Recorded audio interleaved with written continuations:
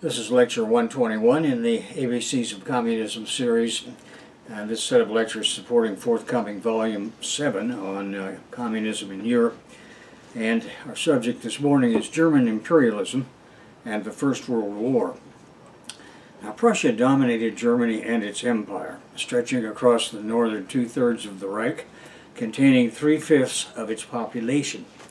The imperial crown was hereditary in the ruling Prussian House of Hohenzollern. The imperial chancellor was simultaneously the prime minister of Prussia. With 17 of 58 votes in the Bundesrat, Berlin needed only a few votes from the smaller states to exercise control. The other states retained their own governments but had limited sovereignty. Postage stamps and currency were issued for the empire as a whole. Coins through 1 mark were minted in the name of the empire. Higher valued coins were issued by the states as commemorative coins with limited circulation. The military forces of the smaller states were under Prussian control, and those of the larger kingdoms of Bavaria and Saxony were coordinated along Prussian principles and in wartime controlled by the federal government. The political power by the Junkers, or landed elite, was the most important ruling class feature.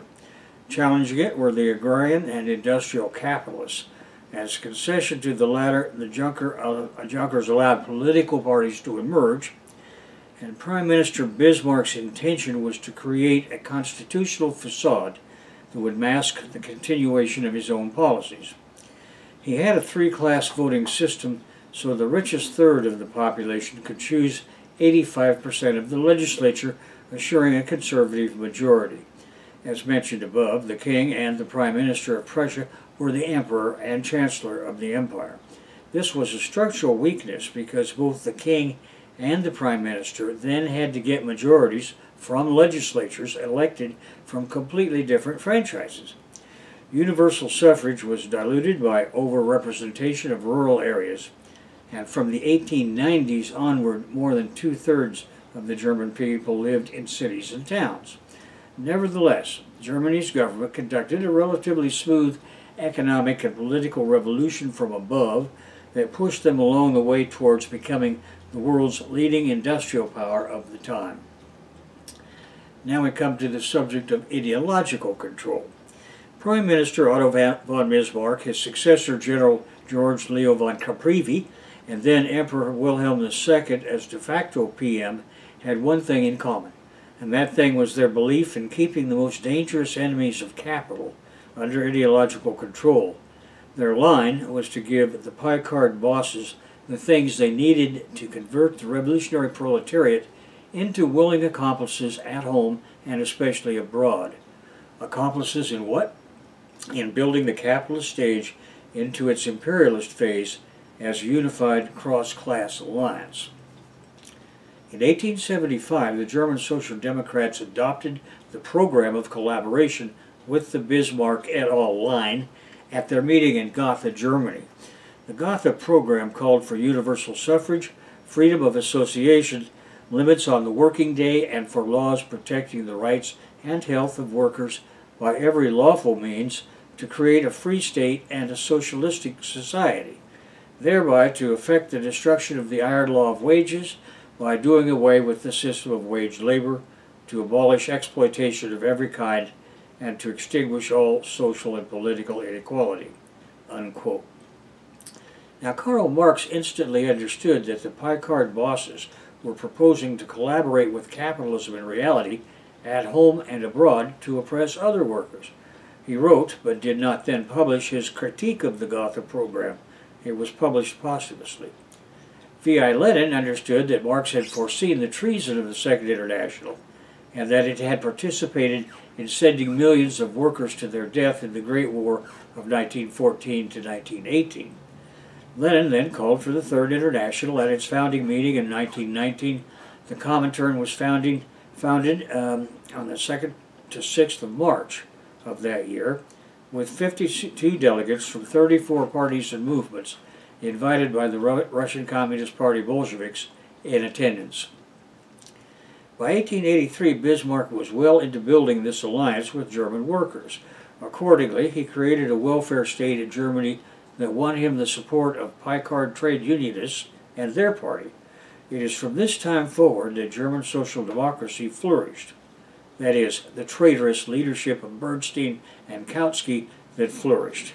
It was our then most deadly enemy. German workers enjoyed health, accident, and maternity benefits, canteens, changing rooms, and a national pension scheme. The traitor Bernstein wrote a book revising Marx to support this he called Evolutionary Socialism. Bismarck bought the Picards with programs for their members that included old age pensions, accident insurance, medical care, and unemployment insurance. His policy bound the Picard Union members to the regime, and the Social Security system included health care.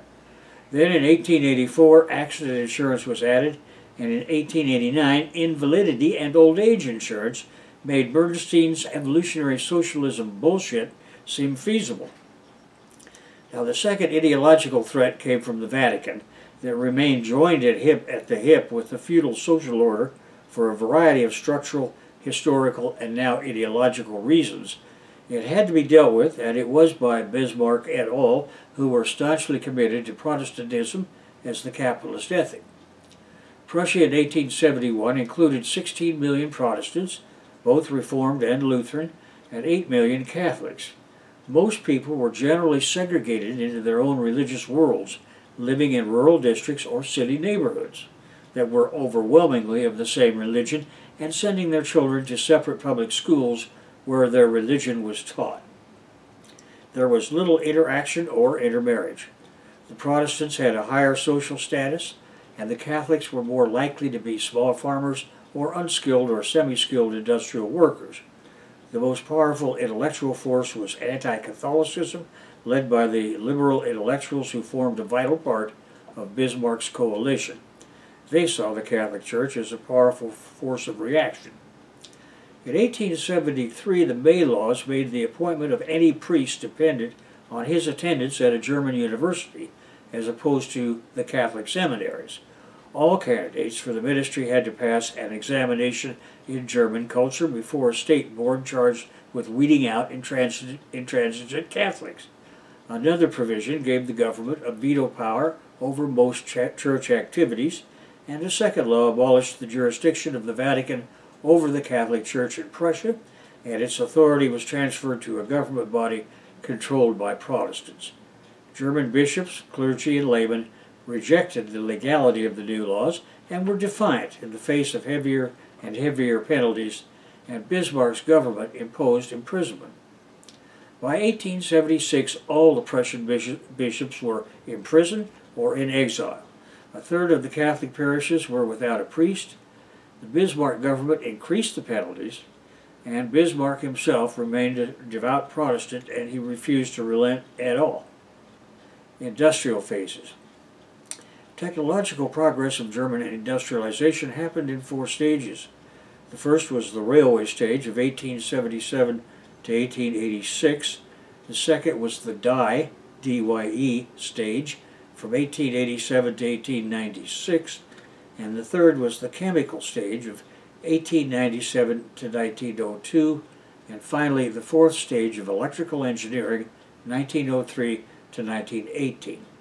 Since Germany industrialized later than Britain, it was able to model its factories after those of Britain, skipping expensive steps and making better use of its capital.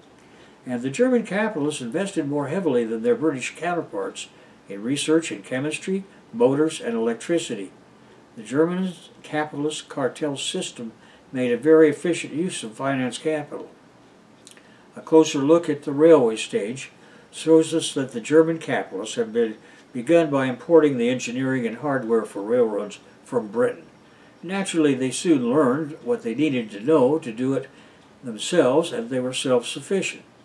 In many cities, the railway plants were schools of technology. In 1850, Germany was railroad self-sufficient. It could meet the demands of railroad construction, and the railways were a major impetus for the growth of the new steel industry. In 1870, German Unification stimulated consolidation, nationalization into state-owned companies, and further rapid growth. Unlike the situation in France, the goal was supportive industrialization, and so heavy lines crisscrossed the Ruhr and other industrial districts and provided good connections to the major ports of Hamburg and Bremen. Industrialization progressed dynamically in Germany, and German manufacturers began to capture domestic markets from British capitalists and compete with British caps abroad, particularly in the USA. That year, the German textile and metal capitalists surpassed those of Britain in organization and technical efficiency and superseded British manufacturers in the domestic market. Germany had become the dominant economic power on the continent and was the second largest exporting nation after Britain. By 1880, Germany had 9,400 locomotives, pulling 43,000 passengers and 30,000 tons of freight, and forged ahead of France. The total length of German railroad tracks expanded from 12,600 miles in 1871 to 38,000 miles by 1913, making it the largest rail network in the world after the United States. By 1900, the German chemical industry dominated the world market for synthetic dyes. The three major firms, BASF, Bayer, and Host, produced several hundred different dyes, along with the 5 smaller firms. There were many spin-offs from the research in pharmaceuticals and chemistry. By 1900, Germany had become the largest economy in Europe and the second largest in the world behind the United States. Previously, the United Kingdom held that spot. Germany's main economic rivals were the United Kingdom and the United States. Throughout its existence, it experienced economic growth and modernization led by heavy industry. By 1913, the German population was 68 million, and the majority of them were urban. For 30 years, German caps had struggled against British caps to be Europe's leading industrial power. Representative of Germany's industry was the steel giant Krupp, whose first factory was built in Essen. By 1902, that factory alone became, quote, a great city with its own streets, its own police force, fire departments, and traffic laws. There were 90 miles of rail, 60 factory buildings, 8,500 machine tools, 7 electrical stations, 84 miles of underground cable, and 28 miles of cable overhead. In 1913, these 8 firms produced 90% of the world's supply of dyestuffs and sold about 80% of their production abroad. The 3 major firms had also integrated upstream into the production of essential raw materials, and they began to expand into other areas of chemistry, pharmaceuticals, photographic film, agricultural chemicals, and electrochemicals. Top-level decision-making was in the hands of professional, salaried managers that created the world's first managerial industrial enterprises. In 1914, at the start of World War I, Germany industry switched to war production. The heaviest demands were on coal and steel for artillery and shell production, and on chemicals for the synthesis of materials that were subject to import restrictions, and for chemical weapons and war supplies. German imperialism takes shape. German imperialism featured export of capital, that is, human and factories form of capital, to Africa and Asia in lockstep with that of the UK and France. One big difference was in the German decision against building a naval fleet like those of the Brits and the French. Even the Russians had a better war fleet than Germany. Now this is surprising given the early start of the Hanseatic League's strong naval arm, which we reviewed in the last of our lectures on Germany. On the other hand, the reason behind the success of the Hanse was its emphasis on good, high-precision made trade goods. This, after 1871, Germany maintained. It was responsible for the strong increase in Germany's share of the international market. Now, specifically responsible were the independent colonizing companies that concluded the treaties opening up parts of Africa and the Far East. In 1884, Bismarck decided that the German Empire needed colonies as safeguards for raw materials and export markets. German capitalists wanted to expand their capital investment and needed ethnic bastions they could call upon to implement these opportunities. In 1889, however, Bismarck tried to give German Southwest Africa away to the British, as it was costing the mother country too much. The German effort included the first commercial enterprises in the 1850s and 1860s in West Africa, East Africa, the Samoan Islands, and the unexplored northeast quarter of New Guinea with adjacent islands. German traders and merchants began to establish themselves in the African Cameroon Delta and the Tanzanian mainland coast. German trading companies were enabled by finance capital to do so, and African inland acquisitions followed. In eastern Africa, Karl Peters got his hands on a huge tract of 60,000 square miles for his colony from the Zanzibar Sultanate's mainland property. These German caps were able to secure their hold with private mercenary forces that were the forerunners of 20th century enforcement privateers. All of this was fine with Bismarck. He did not want the expense of having to field a formal German army when private thugs were willing to do it for what they could gain for brutalizing the natives to cultivate the rich temperate zone.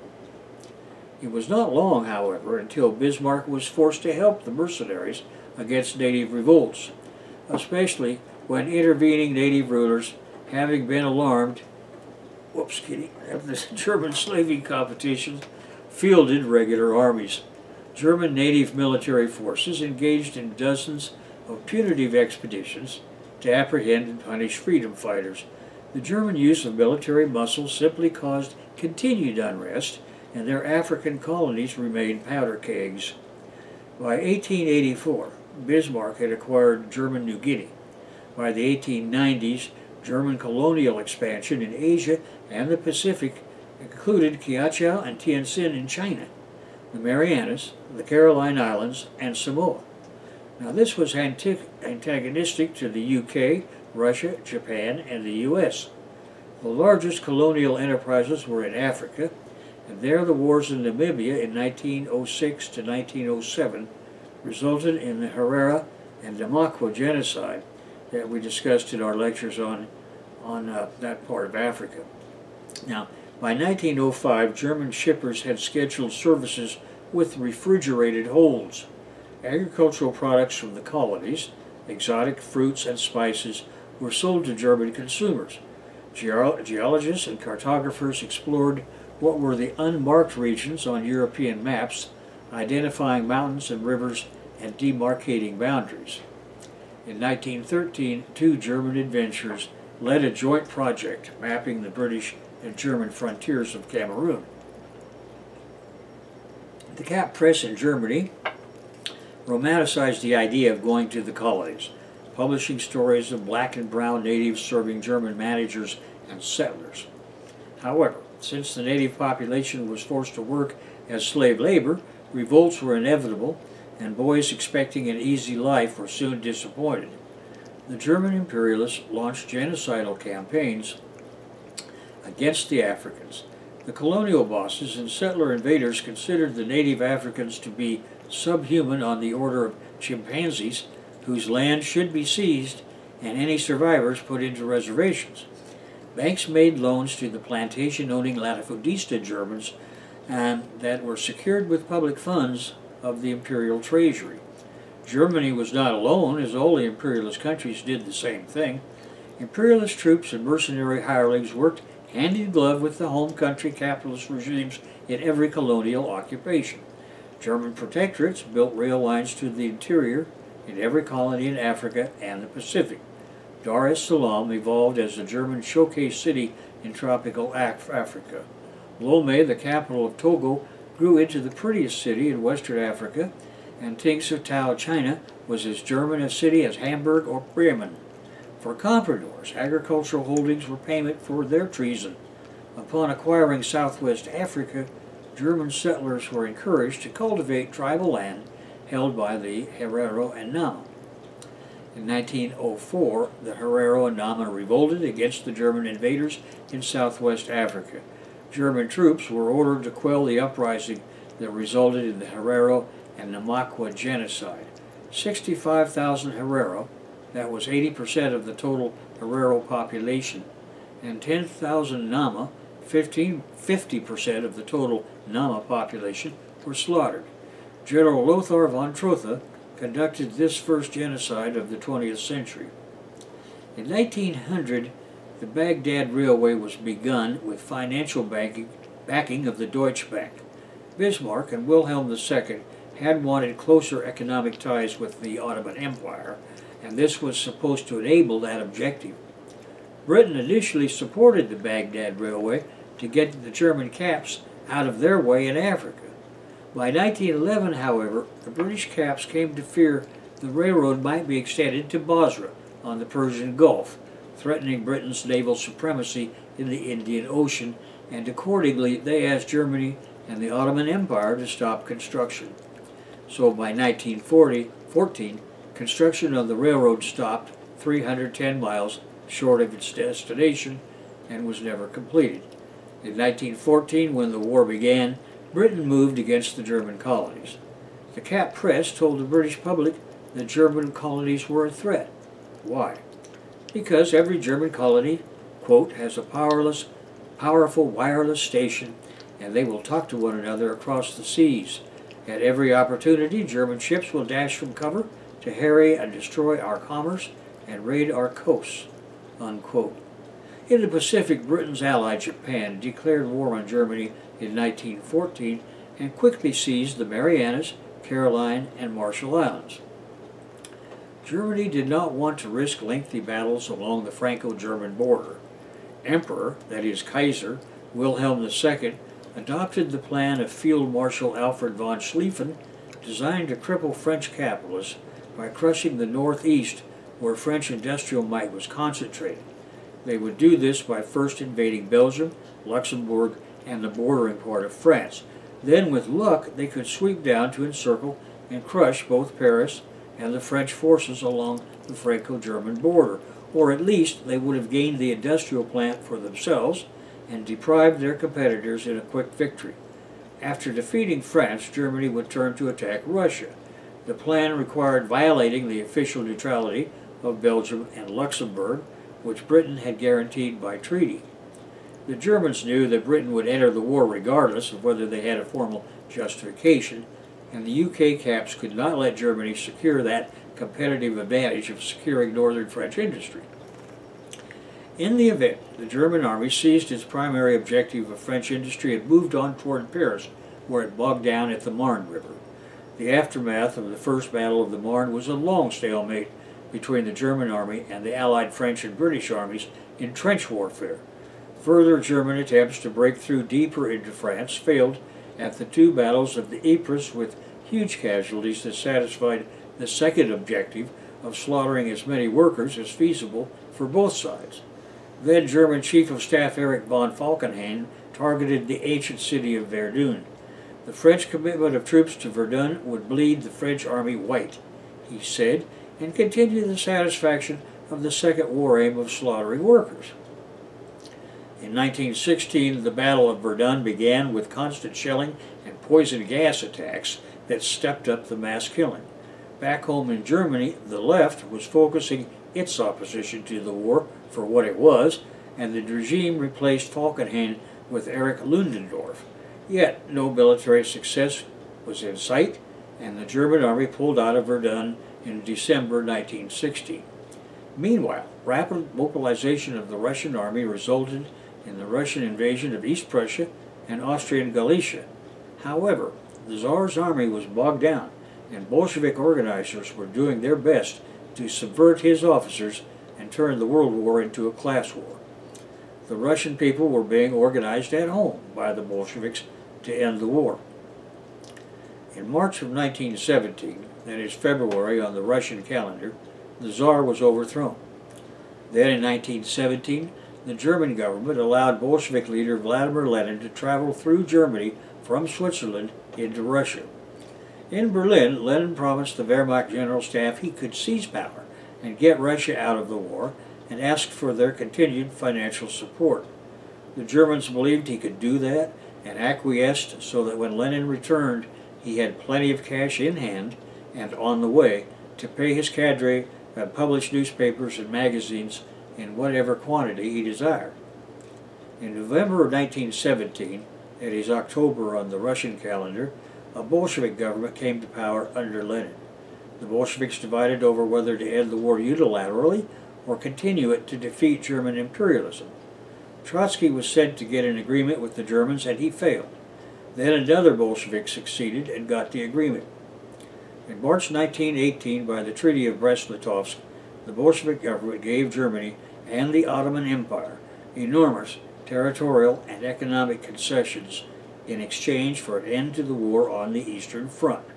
All of the modern-day Baltic countries of Estonia, Latvia, and Lithuania were given to German occupation, along with Belarus and Ukraine. Germany had achieved its long-wanted dominance of Central Europe. It could now focus fully on defeating the UK-French alliance on its Western Front. Which brings us to Bolshevism spreading to Hungary and Germany. However, it was too late. Conditions deteriorated rapidly on the home front, with severe food shortages reported in all urban areas. The winter of 1916 to 1917 was called the turnip winter by the German people, who had been forced to survive on that vegetable, commonly reserved for livestock, as a substitute for potatoes and meat. German Bolsheviks copied their Christian brothers in opening soup kitchens to feed the hungry and proselytize. The army cut the soldiers' rations despite the fact that it was basic doctrine that an army travels on its stomach. In late October 1918 at Kiel, in northern Germany, the Bolsheviks began the German Revolution of 1918 to 1919. Units of the German Navy refused to set sail for a large operation in the war.